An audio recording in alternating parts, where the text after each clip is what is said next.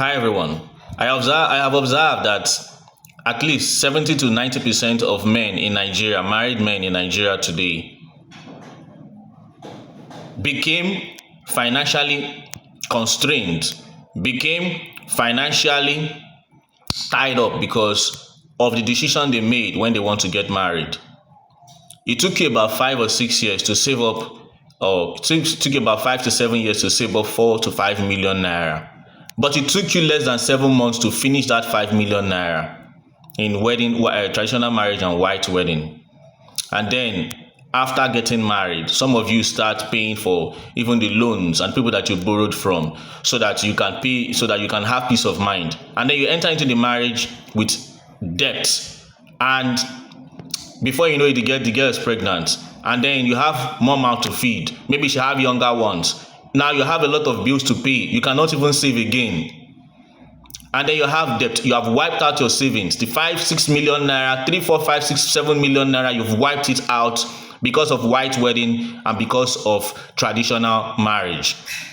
And now you cannot even save again because every money that comes is either using to pay debt or used to pay extra bills and expenses. And then before you know it, the girl is pregnant. Before you know it, you need to pay a lot of bills. And before you know it, you are 3 4 5 6 7 years into the marriage. Because of the poor financial foundation you started, you are trapped there, and then you are frustrated. You are filled with so much negative energy, and a young man that was very fresh, looking very healthy, and then you went into marriage and it looks as if everything have turned completely upside down. I want to tell you that most of you are the cause of that. Where is it written that you must finish up your savings because you want to get married? Let me tell you something a lot of you don't know. You see that thing called marriage lists, right? Take your time, go to number of marriage lists from different areas. You will see that at the bottom of that marriage list, what you see at the bottom is the bride price. Every other thing is up.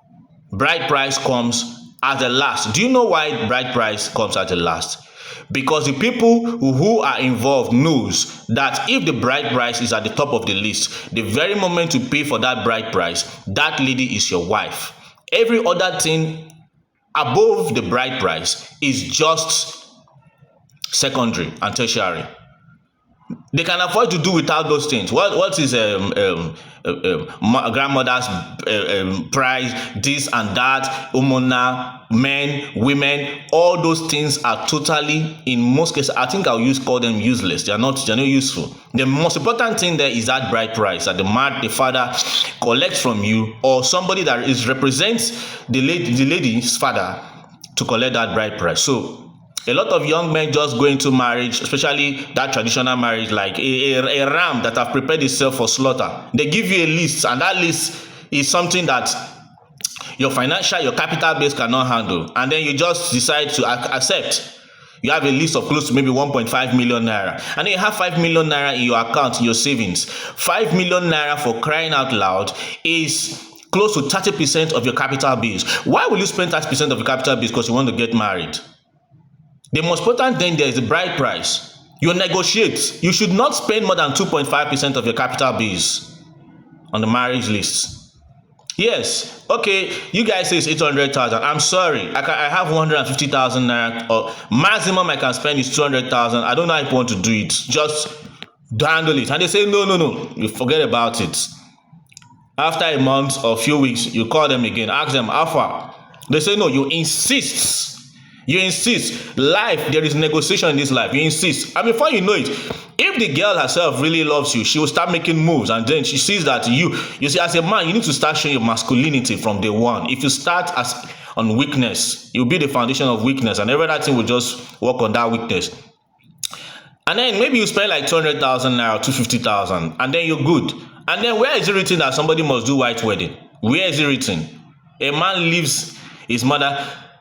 What I believe is in the Bible is once you pay the bride price of a lady, that lady is your wife. You see some people, after they finish traditional marriage, they pay the list. They are ready to wait for another 1 year or 2 years before they do white wedding, before they knock out themselves husband and wife. My dear, your husband and wife, the day you pay her bride price, that day you pay that bride price, she's your wife. You can take her home that night. She's your wife. It's not compulsory. It's not compulsory to do white wedding. It is not compulsory. Because what we see today is, see, a lot of people finish that and then they now have to do white wedding and then do wedding party. Just wedding party, the venue, the catering, everything. For you know, you spend up to 3 million naira for just something that happened in 2-3 hours. Can you see financial lack of financial wisdom? And then they do the wedding party. Some even spend hundreds of thousands of naira or even in millions just to buy wedding gown, and then your account is wiped out. Something that it took you years to save. What are you doing? What is the purpose of marriage? Marriage, you want to enjoy marriage. Marriage, you want to have peace of mind. Marriage, you have to have someone to come and help meet to make your life better. But what I've observed is that most young men, marriage have actually taken away from their lives. It has stripped them of their peace of mind. It has stripped them of their comfortability. It has stripped them of a great degree of their sanity. And it has stripped them of poured in hopelessness in them. And many of them, too, maybe I may be wrong, but I think a lot of them are suicidal. So that means the purpose for which you went into that marriage, the purpose for which marriage should be for you, has been defeated.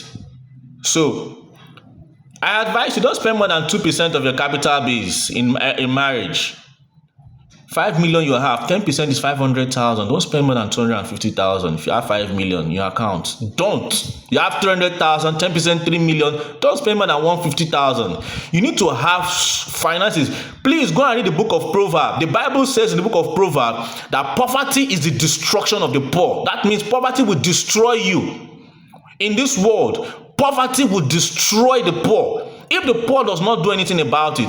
So when you have a huge savings and then you want to throw everything away because you want to get married, you are putting yourself in poverty, and that poverty is a big problem, especially in the Nigeria of today when there's very high inflation. So use your head. Use your head. Not because you want to go and have this thing, sex without guilt on a daily basis. You now go and empty your account. Even that sex, you not enjoy it. I'm telling you. Because without money to pay your bills, my dear, nothing will sweet you. You wake up in the morning, cannot take care of your children. Do you know that the Bible says that the man that cannot take care of his family is worse than an infidel? Do you know what an infidel is? An infidel is an unbeliever. And unbelievers are people that should be punished. The Bible says you are worse than an infidel. You can't take care of your wife. You can't take care of your children. It means that you're worse than an infidel. So what's the purpose of then putting yourself in the position whereby you will now be termed worse than an infidel? Can you see? So many young men in Nigeria today, they work hard to make money. They put a lot of effort and energy only to now convert themselves to become worse than an infidel. So I think I've made my point. It's not compulsory. Any lady that tries to force you to empty your account in marriage is not, my dear, do away with that girl. She's not the only girl. She's not the only beautiful girl. Whatever you think about her, she's not the one that have those features. In fact, a girl that sees your financial state and then wants to jeopardize it in the name of, hey, it is the best day of my life. That's the nonsense. Most of them are very foolish and do not use their brain.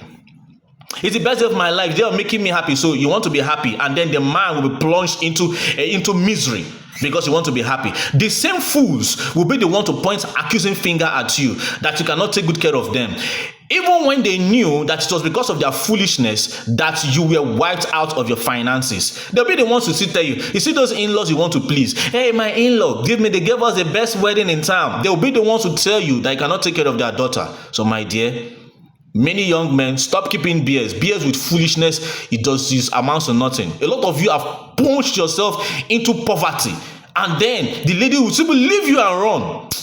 In fact, let me stop here before my river of anger overflows its banks. A word is enough for the wise. Learn to be financially useful if you want to go into marriage. Thank you.